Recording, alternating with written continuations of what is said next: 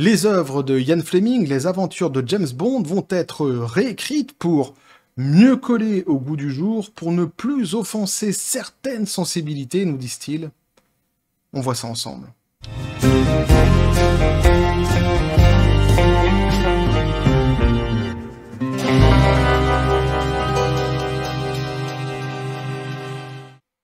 Et après les œuvres de Roald Dahl, les amis, c'est au tour des œuvres de Ian Fleming de passer à la casserole woke, et c'est un sujet qui m'a été suggéré par plusieurs personnes, je dois dire, et notamment par Juger et Lavenix, Lavenix sur le Facebook de la chaîne, qui m'a en plus fourni quelques articles, donc je les en remercie vivement. Petit café les copains.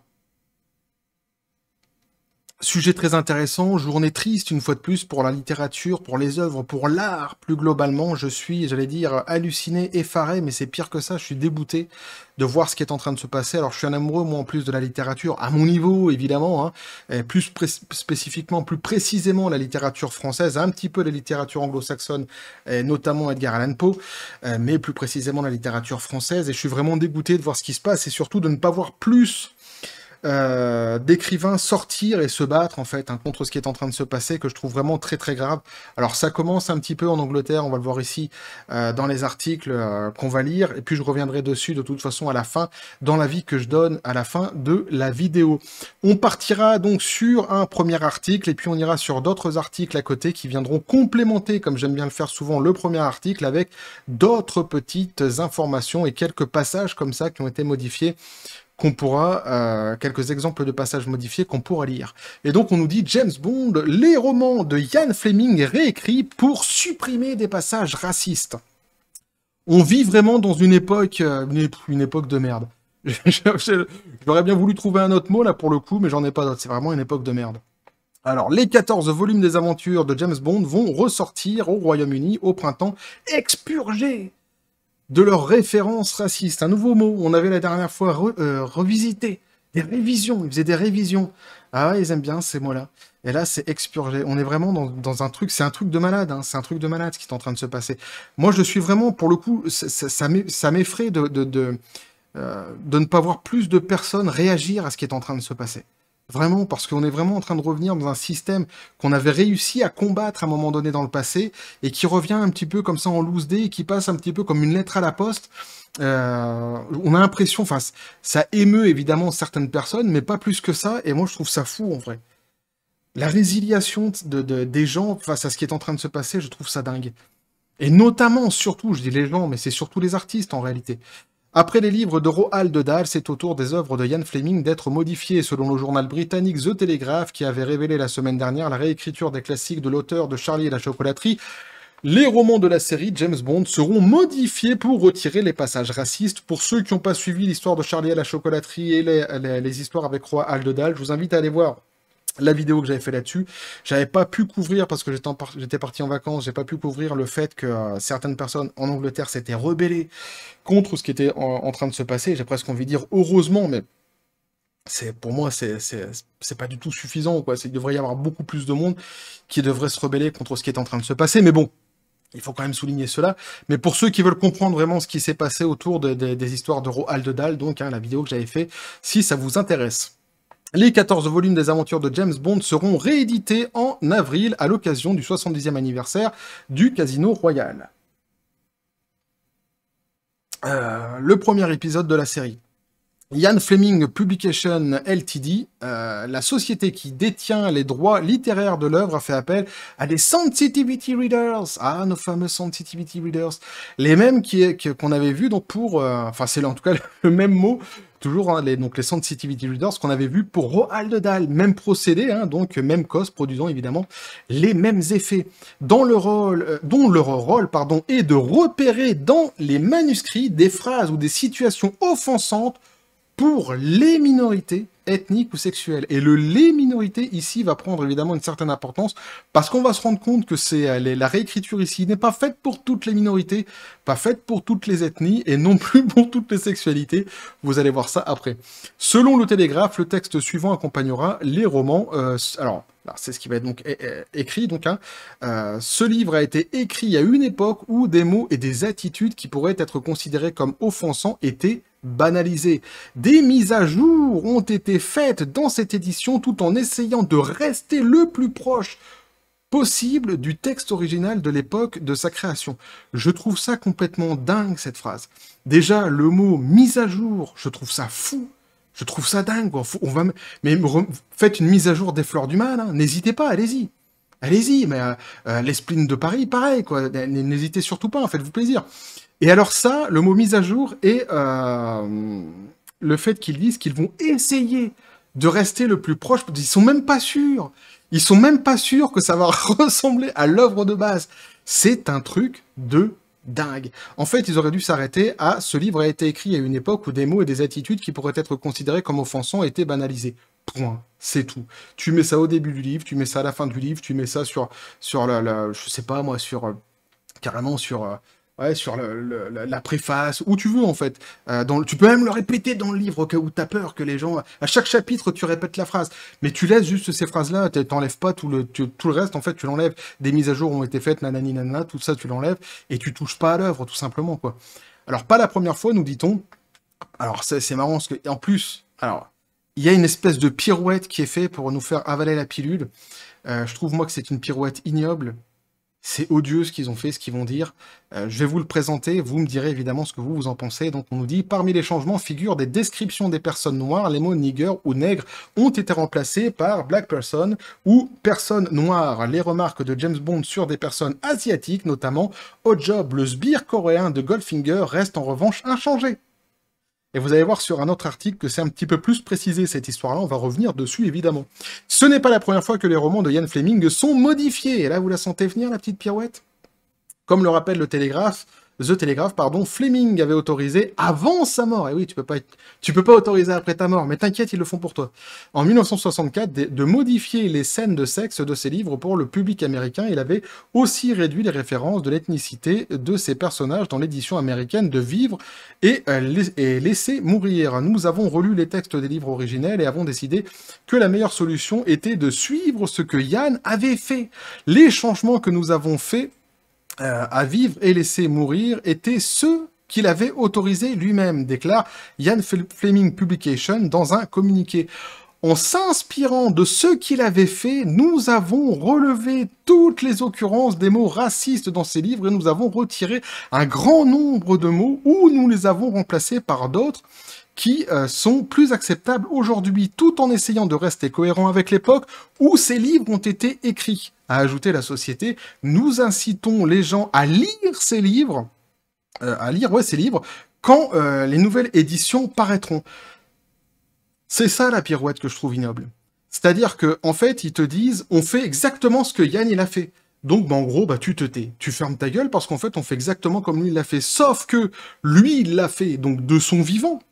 Il a autorisé donc la réécriture de ses œuvres de son vivant. Mais ce qu'ils sont en train de faire maintenant, il les avait pas changés à cette époque-là. Il aurait pu le faire. Là, ici, il suppose, en fait, il s'octroie le droit de penser à la place de l'auteur original. Peut-être l'aurait-il fait, mais peut-être, pourquoi pas, parce qu'il avait déjà fait dans le passé. Mais dire que c'est une évidence, on sait continuer son travail que de le faire, c'est d'une malhonnêteté, c'est une pirouette intellectuelle, une malhonnêteté intellectuelle assez effroyable, et je trouve ça odieux, en fait, moi. Ils assument même pas, en fait, ils devraient assumer leur préambule idéologique, hein, ils devraient assumer leur orientation idéologique, mais pas du tout, en fait, ils mettent ça sur le dos du mort. Je trouve ça dingue, moi. Je trouve ça fou. Et avec, en plus, donc, hein, l'idée de dire, de toute façon, puisque c'est ce que Yann aurait fait, tu te tais. Ah, je trouve ça odieux, moi. Toujours, alors vous me direz ce que vous en pensez, vous dans les commentaires, évidemment, toujours être apprécié de nos jours. Donc, hein, la semaine dernière, l'éditeur britannique Puffin a fait savoir que plusieurs livres de Roald Dahl, comme Mathilda, Sacrée Sorcière ou encore Charlie et la Chocolaterie, avaient été réécrits pour supprimer des mots jugés offensants. L'objectif de l'éditeur, avec la collaboration des ayants droit de Roald Dahl, est de s'assurer que ces classiques puissent toujours être appréciés de nos jours par tout le monde. Alors, plusieurs descriptions de l'apparence physique des personnages ont ainsi été reformulées. L'emploi des termes neutres a aussi été systématisé selon la Roald Dahl Story Company, La société qui supervise l'œuvre de Dahl, il n'est pas inhabituel de revisiter certains éléments de langage à l'occasion de la parution d'une nouvelle édition. Les changements estimés à plusieurs centaines étaient minimes et ont été attentivement réfléchis, précise la société. Mais bien sûr, alors on va aller voir d'autres articles qui nous donnent notamment quelques exemples de ce qui a été changé, en fait, de ce qui va être changé plutôt donc, dans les livres de Ian Fleming, et on nous dit ici, par exemple, dans le livre Vivre et laisser mourir, paru en 1954, le passage illustrant 007 entrant dans un bar de striptease d'Harlem a, par exemple, été largement modifié. Bond pouvait entendre le public halter et grogner comme des porcs devant l'abreuvoir. Il sentait ses propres mains empoigner la nappe. Et alors devenu, Bond pouvait sentir la tension électrique dans la pièce. Terminé la jolie phrase de empoigner la nappe, etc. La tournure littéraire complètement balayée d'un revers. On s'en fout complètement, on fait ce qu'on veut. Ils nous disent donc nous avons examiné différents mots raciaux dans le livre et avons fait le choix de supprimer une partie ou de les remplacer par des termes équivalents et mieux adaptés de nos jours, a expliqué la maison d'édition qui a procédé aux ajustements. Mais ce qui est dingue, c'est qu'on a vu qu'en plus, ils sont même pas sûrs dans ce qu'ils font au final de coller avec l'œuvre. Ils essayent. Je trouve ça fou, moi. Autre changement, on nous dit dans un paragraphe de Live and Let Die, paru en 1954, l'espion décrit ainsi les négociants africains en or et en diamant comme des types plus respectueux des lois que je n'imaginais, sauf lorsqu'ils ont un peu trop bu. Rien d'extraordinaire dans cette phrase. Et bien là, ça devient, dans la nouvelle version qui sera disponible en librairie en avril, ce sont simplement des types plus respectueux des lois que je ne l'avais imaginé. Fini le fait qu'ils aient trop bu, pardon. J'en perds mon latin. Mais alors demain, j'allais dire ça pourrait tomber sur le capitaine Haddock, mais le capitaine Haddock il est blanc, donc normalement ça passe, c'est bon. Il peut s'en mettre plein la trogne, ça devrait pas gêner. Si ces modifications peuvent donner l'impression... Alors j'ai relevé cette phrase-là parce que dans l'article ça m'a fait marrer, parce qu'ils disent donc si ces modifications peuvent donner l'impression que James Bond a été victime du wokisme dans sa tombe, si ça peut donner l'impression, mais c'est pas une impression, on est complètement dedans. Alors c'est en plus, évidemment, pas du tout assumé visiblement par la maison d'édition, comme toujours, de toute façon, ils savent quelque part, dans un sens, je pense qu'ils doivent savoir à quel point c'est dégueulasse ce qu'ils font. Mais bref, c'est complètement ça, on est complètement dedans. Alors oui, donc il y avait un autre passage que j'avais souligné ici, donc c'était The Telegraph souligne toutefois que cette réécriture se limite à une seule communauté ethnique, puisque les thèmes d'argot utilisés pour décrire des personnages asiatiques n'ont pas été supprimés. De même, des passages comme le doux parfum du viol, des femmes enragées incapables de faire un métier d'homme, ou encore la description de l'homosexualité comme un handicap tenace, ont également été maintenus. Donc, c'est du gros foutage de gueule. Alors déjà, moi personnellement, je vais vous le dire clairement, je suis pour aucun retrait. Laissez l'œuvre comme elle est. Peu importe si ça peut choquer certaines personnes de notre époque, hein. À la limite, comme j'ai dit, vous mettez une petite phrase dans le livre, vous la répétez même s'il le faut, pour ces gens-là, pour qu'ils comprennent bien que c'est un livre, et que c'est un livre d'une certaine époque, une fiction d'une certaine époque. Mais moi, je suis de toute façon pour qu'on ne retire rien. Mais quand bien même il voudrait vraiment retirer les choses, on se rend compte que c'est une grosse tartufferie, une grosse fourberie, en fait, ici. On se fout de notre tronche, parce qu'en plus, tout ce qui touche aux Asiatiques, aux femmes, ou aux homosexuels, ou aux... ouais, alors ici, en plus, ouais, c'est ça, ouais, l'homosexualité, ils retirent pas du tout. Ça, rien à battre. Alors, ils s'en battent pas les Pokéballs, par contre. Là, on est comme... Mais c'est souvent comme ça, eux, ils sont sur des Master Balls. Hein. Ils jouent pas dans la même cour. Ouais, c'est ça aussi. Alors... On finit avec cette petite phrase. L'affaire est remontée en haut lieu, puisque la reine consort. La reine consort en un mot. Hein. C'est pas la reine consort. Qu'est-ce que tu fais? Bah, je sors la reine. Pourquoi? Bah, c'est la reine consort. Non, c'est pas ça du tout. C'est la reine consort. Camilla s'en est prise à ceux qui veulent restreindre vos libertés d'expression ou imposer des limites à votre imagination lors d'un lancement de son association The Queen's Reading Room. Pour une fois qui a dit quelque chose d'intéressant. Le 23 février dernier, l'éditeur a finalement décidé de continuer à commercialiser les œuvres originales, en plus des textes revus et corrigés en France, et les éditeurs de Roald Dahl alors ça c'est pour les œuvres de Roald Dahl, ont annoncé que les textes resteraient inchangés. En sera-t-il de même pour ceux de Ian Fleming? Il y a eu un espèce de léger rétropédalage, pas complet, sur les œuvres de Roald Dahl, il faut bien comprendre ce qui est en train de se passer ici. Mais donc ça, c'était donc, il précisait donc qu'il y avait eu, après le mouvement qui s'est passé en Angleterre, après la colère qu'il y a eu en Angleterre, la gronde qu'il y a eu en Angleterre, il y a eu un petit rétropédalage, et on se demande évidemment ce qu'il en sera pour les œuvres de Ian Fleming. Voilà ce que je pouvais vous dire sur les articles. Alors évidemment, tous les articles seront dans les liens de la description de la vidéo, si vous voulez aller les lire tous en entier, sans aucun problème. Moi, mon avis là-dessus, je suis dégoûté, je suis effaré, je suis outré, je suis tout ce que tu veux. Je trouve ça dingue, en fait, je trouve ça fou, comme je disais au début de la vidéo, qu'il n'y ait pas plus d'artistes, et notamment d'écrivains qui sortent pour se battre, parce que leur silence, en fait, est en train peu à peu d'acter leur mort.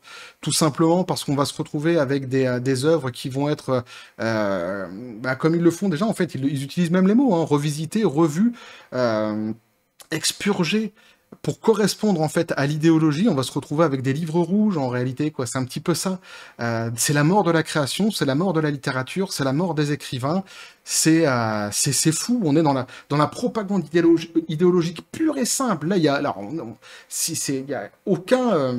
aucune possibilité de dire le contraire. On est vraiment typiquement dans la propagande idéologique pure et simple. C'est de la folie. Et en plus, on est dans une hypocrisie terrible, on l'a vu ici, parce que ça va toucher que une certaine... Alors en plus, ils appellent ça des minorités. Mais il faudrait revoir aussi c'est quoi les minorités à un moment donné. Parce que quand on dit par exemple les minorités asiatiques, les asiatiques sont quand même vachement nombreux sur Terre. Tout ça, en plus, ils utilisent des mots qui sont assez mal employés pour pouvoir défendre des causes qui sont complètement ubuesques et avec des procédés qui sont terribles. Ici, on est vraiment dans ce qu'il y avait de pire dans le passé.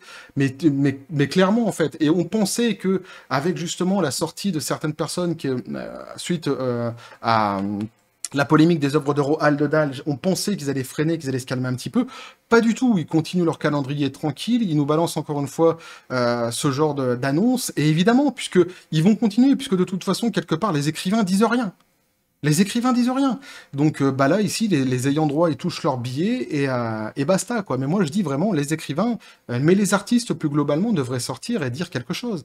C'est pas possible. Alors, il n'y a pas que les politiciens et tout ça, évidemment, devraient le faire, mais ils ne le feront pas parce qu'ils manqueront certainement, comme d'habitude, évidemment, de courage. Mais en tous les cas, les artistes, ils sont leur silence est en train d'acter leur mort peu à peu. Moi, en tous les cas, je perçois les choses comme ça, et je trouve ça extrêmement grave, ce qui est en train de se passer actuellement. Alors, je relevais tout à l'heure l'hypocrisie du fait que, soi-disant, c'était pour tout le monde, mais qu'en fait, la réécriture, ça ne concernait qu'une certaine partie de la population, mais pas tout le monde. Mais quoi qu'il en soit, moi, de toute façon, comme je l'ai dit, je suis absolument contre toute réécriture. On n'efface pas, en fait, un livre qui a été, à moins que ça soit l'écrivain de son vivant, qui dise... ça, j'ai envie d'enlever de mon livre. Pourquoi pas? Il fait ce qu'il veut, c'est son œuvre. Mais là, après la mort de ces gens-là, évidemment, la réécriture, je trouve ça, en plus, avec les explications qui sont données, les pirouettes qu'ils essayent de trouver, je trouve ça assez affligeant, odieux et très, très, très grave.